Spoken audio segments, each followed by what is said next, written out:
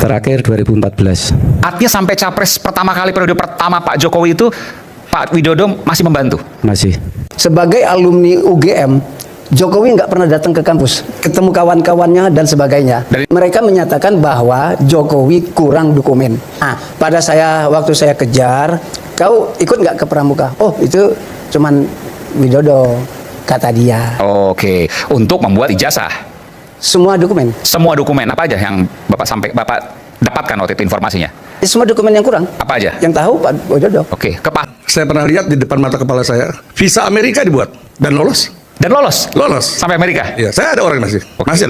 Kalau ijazah waktu itu harganya antara 8 juta sampai 11 juta lah. Kalau Di Pasar Pramuka itu? Pasar Pramuka. Semua yang ada di Pasar Pramuka melakukan kegiatan dokumen palsu. Semua. Kejar siapa yang membuat dan di mana itu dibuat, gitu loh. Cek. Oh enggak, saya nggak percaya. Lo nggak percaya orangnya? Nggak percaya orangnya? Mengatakan betul atau enggak? Mabes Polri aja dia nggak percaya, apalagi handphone. Bisa Mas Dam. Mabes Polri aja nggak dipercaya, apalagi handphone. Jadi tahun 2001. 2001? Ya, sebelum jadi wali kota. Bahkan sebelum jadi wali kota, oke. Ya. Sudah kenal Pak Jokowi, sudah berkomunikasi, mungkin dekat, hubungannya bisnis mungkin atau apa Pak? Ya, saya membantu dalam perusahaannya. Oke, itu 24 tahun lalu, oke? Iya. Sampai tahun berapa Pak? Mungkin bantu di wali kota, bantu di Jakarta waktu jadi gubernur, bantu hingga capres misalnya? Terakhir 2014. Widodo membantu Jokowi dari tahun 2001 sampai 2014. Sedangkan Jokowi dituding memalsukan ijazah tahun 2012 saat Jokowi maju dalam pilihan gubernur DKI Jakarta. Artinya sampai capres pertama kali periode pertama Pak Jokowi itu Pak Widodo masih membantu? Masih. Cuman terus dalam perjalanan ada yang berubah dari Jokowinya sekitar tahun 15, 16, 17. Ketika Jokowi sudah melepaskan nawacita, terus dia mereshuffle orang-orang baik, orang-orang pro rakyat itu, ada Andrinov, ada Yudi Krisnandia dan segala macam. Itu kepentingannya Jokowi. Kita nggak bisa bahas apa keperluannya. Nah, saya melihat karena saya di dalam melihatnya seperti itu. Ada apa kok terus pecah kongsi dengan partai kami? Selama 1985 sampai 2005 itu ada sekitar 20 tahun. Sebagai alumni UGM, Jokowi nggak pernah datang ke kampus, ketemu kawan-kawannya dan sebagainya.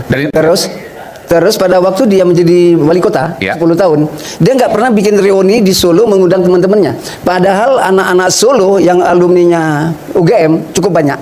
Nah, dia membangga-banggakan di gambarnya, di fotonya bahwa dia adalah Mapala. Tapi setelah dia menjadi wali kota itu, nggak ada undangan untuk Mapala itu. Nah, setelah tim Solo itu masuk Jakarta, kan dia ketemu nih sama kawan-kawan Jakarta. Nah, kawan-kawan Jakarta itu yang membantu untuk melengkapi dokumen yang kurang. Ini 2012 kurang lebih ya? Ya, sudah masuk di situ.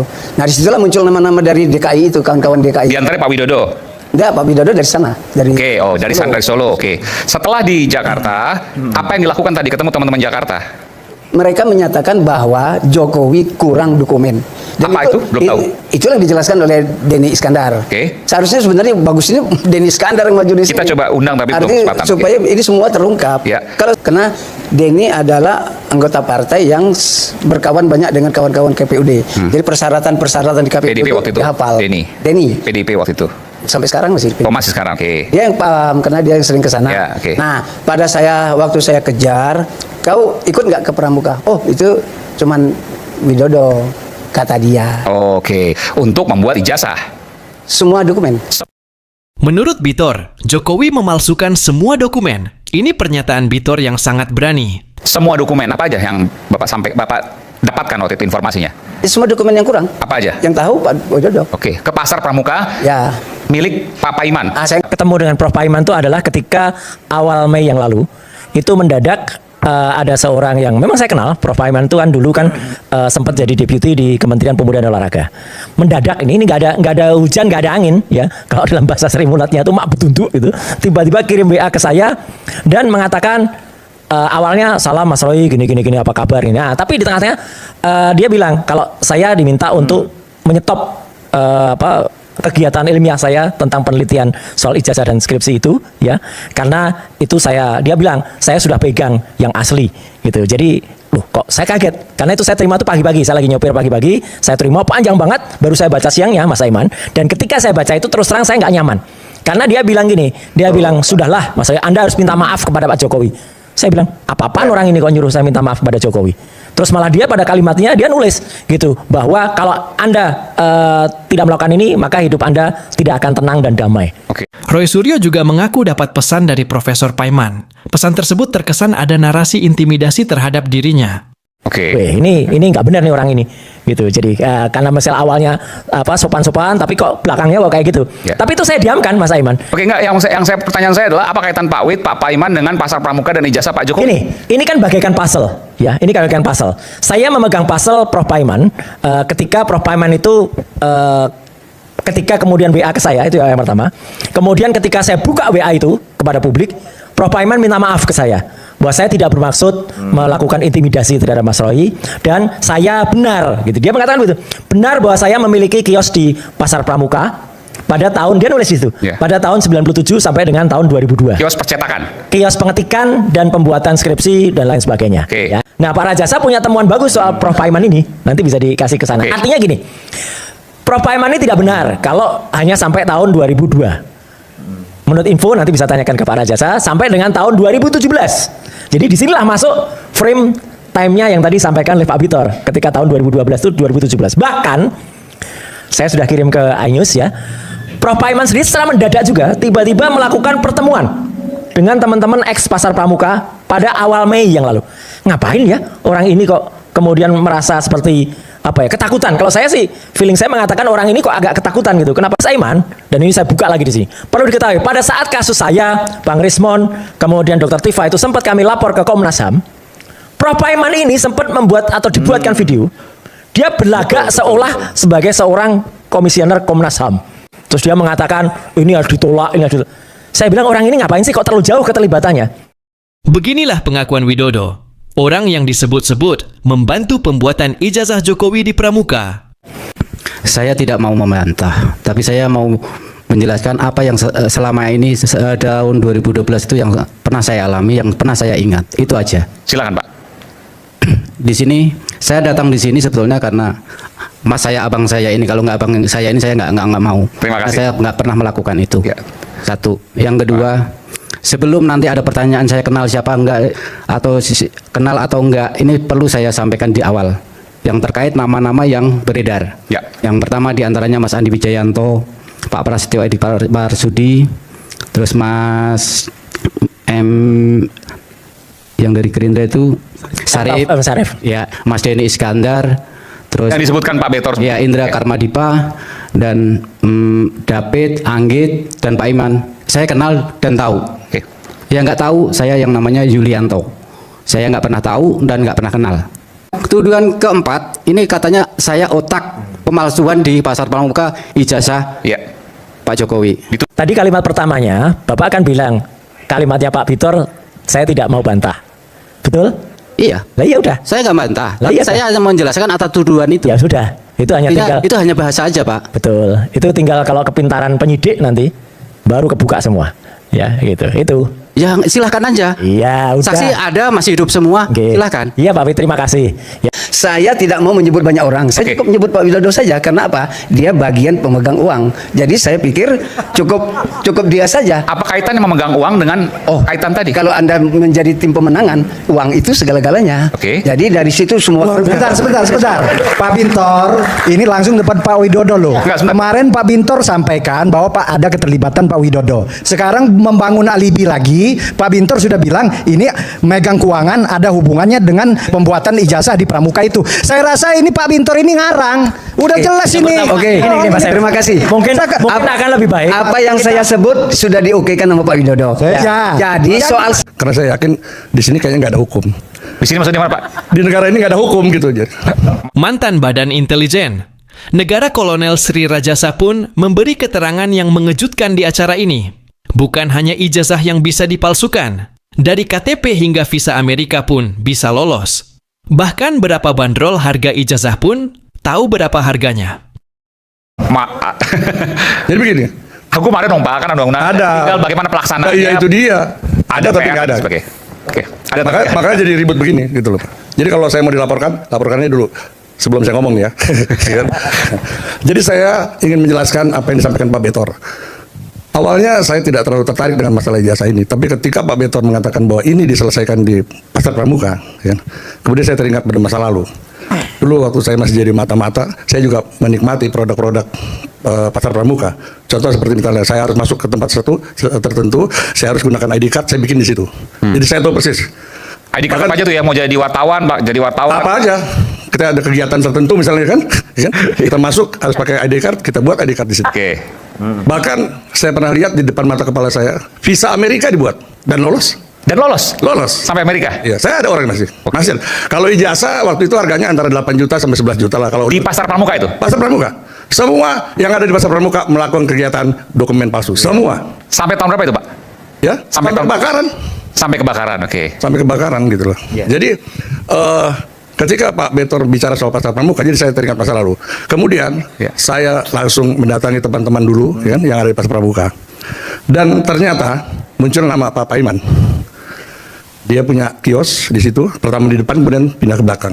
Dan itu diakui sama beberapa orang yang ada di situ bahwa itu sampai tahun 2017. Nah, saya memberi apresiasi yang tinggi kepada Pak Paiman setelah dia mengakui bahwa iya dia punya kios di sana. Cuman yang jadi masalah buat saya ya ketika timeline itu dibatasi sampai 2002. Saya masih punya bukti Pak Paiman masih ada di sana sampai 2010 masih. Anda punya bukti? Iya. Ada. Di sana tuh maksudnya dia pegang toko, apa namanya? Dia punya toko, punya kios. Semua namanya kiosnya sama Pak, kios pencetakan dan penjilitan skripsi. 2010, Mas Roy, dari 2010 berarti? Iya, artinya begini, sampai 2017 masih di sana gitu loh ya. Cuman ada bukti-bukti untuk yang menyatakan bahwa Pak Paiman 2010 juga masih di sana gitu loh Pak. Paham apa maksud saya Pak? Iya, iya. Nah, kemudian yang jadi masalah ketika Pak Paiman menyatakan bahwa dia sampai 2002 di sana. Ini kan tentunya kan ada sesuatu nih, ya kan? Mengaku ke Mas Roy sampai 2002, betul ya? Nah, itu saya cuma sampai 2002. Ada di dalam pernyataannya ya? ada dalam pernyataannya ada juga. Jadi awalnya saya tidak pernah terlalu menyangkutkan Pak Iman dengan ijazah. Tapi ketika dia menyatakan itu, oh ini ada sesuatu nih rupanya. Apalagi ketika Pak Iman berharap untuk bisa dikonfirmasi dengan orang-orang di sana atas nama Sungkono dengan Ibu Kana. Sungkono itu kerja tempat dia Pak. Ibu Kana itu istri dia Sungkono. Kan nggak fair gitu loh. Maksudnya jadi nggak fair. Ini supaya adil karena nanti harus dijawab oleh orang yang berhubungan langsung dengan Pak Paiman nanti, bukan di Azwan. Iya. Jadi nggak fair. Saya ada fotonya. Ini pada saat dia melaksanakan acara halal bihalal. Saya udah kirim ke iNews, bisa tampilkan. Dan ini ada namanya Sungkono, ada namanya Ibu Kana. Halal bihalal, boleh nanti tampilkan ya. Ada. Kita produser tampilkan. Yang Prof. Paiman itu sekali lagi ya nggak benar lah atau bohong kalau dia nggak pernah kontak dengan orang-orang sana lagi. Ini foto ini Mei 2025 Mas. Halal bihalal siapa ini? Paiman. Dengan? Prof. Paiman dengan orang-orang di ini? Pasar Pramuka. Nah itu. Oke, ini tahun 2025. 1 Mei 2025 tuh. Oke, iya. Lanjut Pak Lazar. Ya, yang membuat saya akhirnya menaruh kecurigaan ya dengan pernyataan-pernyataan Pak Paiman. Ini Pak Paiman yang tengah ya? Yang atas. Ya, yang tengah itu Pak. Iya, oke. Nah, atas dasar investigasi dan kemudian verifikasi silang saya di sana ya kan menyatakan bahwa Pak Paiman ada yang tidak terbuka dari diri Pak Paiman mengenai keberadaan dia di sana gitu loh Pak. Ini yang membuat saya keberatan gitu loh. Kenapa Pak Paiman harus menutupi gitu ya batas waktu dia ada di sana gitu. Apakah ada kaitan dengan 2012 yang diduga terjadi pencetakan ijazah palsu gitu loh. Jadi kalau soal dokumen palsu Pak 99% mirip di sana. Saya bisa buktikan. Apapun itu? Iya. Termasuk ijazah? Iya. Bahkan visa Amerika tadi Anda katakan. Kalau KTP aja Pak, KTP orang Cina dibikin di sana 50.000 cuma. Visa Amerika Anda bisa pastikan? Iya. Itu tembus? Iya. Anda yakin itu? Orang yang bikin saya masih ada sekarang. Masih ada. Tahun berapa itu? Apa? Masih ingat Pak tahun berapa? Ya waktu itu saya lupa tahun. Tapi orang yang bikin masih ada dan saya lihat. Visa Amerika? Iya. Luar biasa. Terjadi ketidaksesuaian time frame atau usia. Kejar siapa yang membuat dan di mana itu dibuat, gitu loh. Pada saat Dirtipidu mengumumkan, nggak ada usia tinta itu nggak disebutkan. Nah ini harus konfirmasi dulu. SMS Pak Jokowi betul. Ternyata kita ini ya kan, tidak memahami nih, ya kan apa yang dimaksud dengan kejujuran Pak Jokowi selama ini. Jadi Pak Jokowi ini sudah jujur tentang ijazah sebetulnya. Seperti kita analogikan, emak naik motor, sen kiri belok kanan, gitu loh. Jadi udah ada kejujuran. Jadi kita nggak ngerti ini sebetulnya. Ya kan? Sudah ada kejujuran tentang ijazah ini. Maksudnya gimana kejujuran? Ya nggak ngerti juga Pak Iman. Orang-orang masih saja ngerti kok. Nah, gimana coba jelaskan. Jadi sesungguhnya Pak Jokowi ini sudah biar jelas. Sudah memberikan kejujuran tentang ijazah yang Pak Jokowi punya. Karena ketika kita analogikan seperti mama naik motor, saya naik kiri belok kanan. Itulah kejujurannya. Ada yang ingin sampaikan lagi Pak terakhir? Ya, Saya hanya sederhana aja.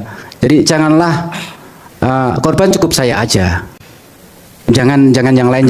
Saya terpaksa ikut bicara ya, karena ini sangat merugikan saya, keluarga saya, anak saya pun sudah tidak mau sekolah, ya kan. Jadi gini, saya demi Allah sumpah mati nggak pernah yang namanya saya itu bikin ijazah Jokowi. Karena apa? Saya hidup selalu jujur. Saya itu orang kecil dari SMP kemudian berjuang. Kalau saya nggak hidup bener, saya nggak mungkin dapat keberkahan sampai sekarang. Jadi gini, sekarang buktikan aja kalau memang saya dituduh, siapa yang bilang, terus kemudian ijazahnya bentuk yang dipalsukan seperti apa, dan siapa yang mengatakan saya di Matraman itu sampai 2017. Saya itu sampai 2002, 2003 saya itu sudah jadi Kaprodi. Ini ada klarifikasi dari Denny Iskandar. Ya. Ya, saya bacakan aja ya. Ini sumbernya Pak Betor ya. Oh enggak, Pak Betor ya. Ya. Begini, tunjukkan WA-ku sekarang ke Mas Aiman. Saya Denny Iskandar tidak pernah dan belum pernah memberi info apapun ke Pak Betor. Bentar. Saya nggak bisa percaya itu aja. Ya. Tunjukkan Tunggu dulu, Bang. Dibaca dulu, Saya baca. Saya serahkan ke Aiman. Nomornya kita verifikasi dulu. Nomornya benar nggak? Nomornya benar nggak? Silakan nih, Pak Betor benar. Coba lihat.